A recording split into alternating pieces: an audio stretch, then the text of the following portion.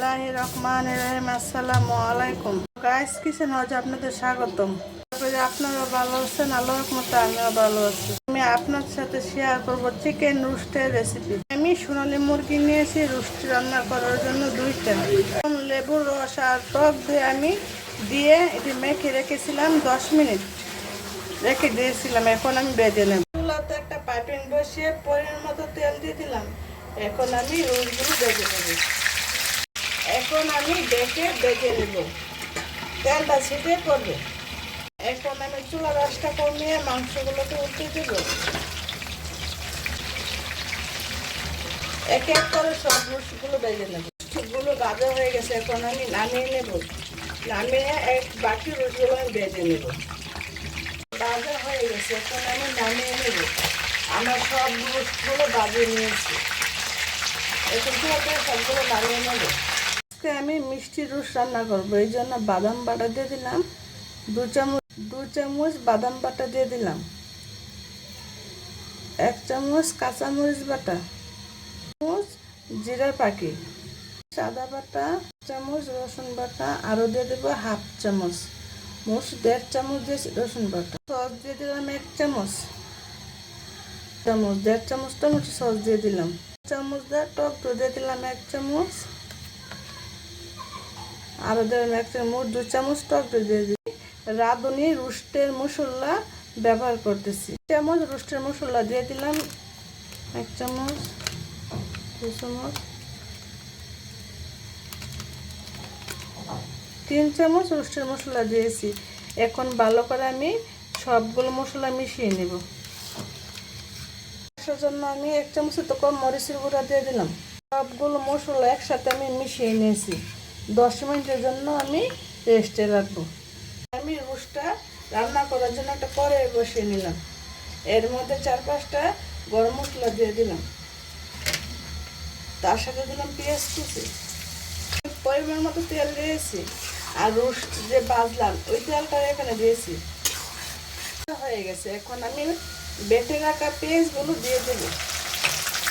দিয়ে এগুলোকে ভালো করে বেটে নেব। ভাজা হয়ে গেছে, এখন আমি রোস্টের মশলাটা অ্যাড করি। রোস্টের মশলাটা আমি দিয়ে দিলাম। দিয়ে দিব পরিমাণ মতো লবণ। আমি রোস্টগুলো আগে লবণ দিয়েছিলাম, এখন লবণটা অল্প দিয়েছি। রোস্টের মশলাটা যত কষিয়ে নেবেন অত স্বাদ লাগবে। ভালো করে কষিয়ে নিতে হবে, যেমন নিচেটা লেগে না যায়, বারবার নাড়তে হবে। আমাদের সামান্য একটু পানি অ্যাড করে দিলাম, মশলা যেমন নিচেটা পুড়ে না যায়। মশলা কষানো হয়ে গেছে, উপরটা দেখেন কত সুন্দর করে তেল বেসে গেছে। দিয়ে দেবো ভেজে রাখা মাংসগুলো। মাংসগুলোকে আমি 5-6 মিনিট মশলার সাথে কষিয়ে নেব।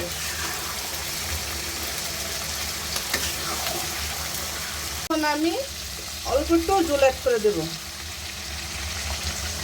মাংসটা সিদ্ধ হওয়ার জন্য।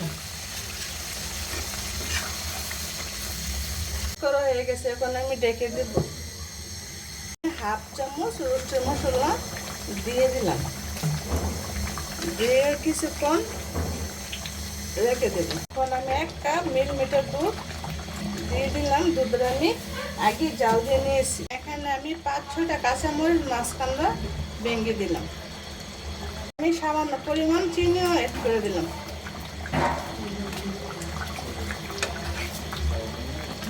সামান্য একটু লেবুর রস দিয়ে দিলাম।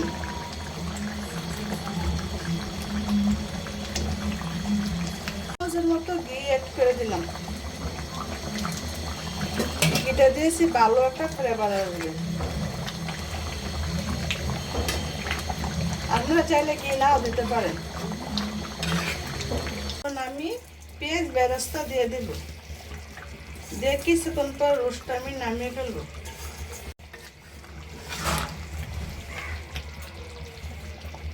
শেষ, এখন আমি চুলা থেকে নামিয়ে ফেলবো, আপনাদেরকে পরিবেশন করে দেখাবো।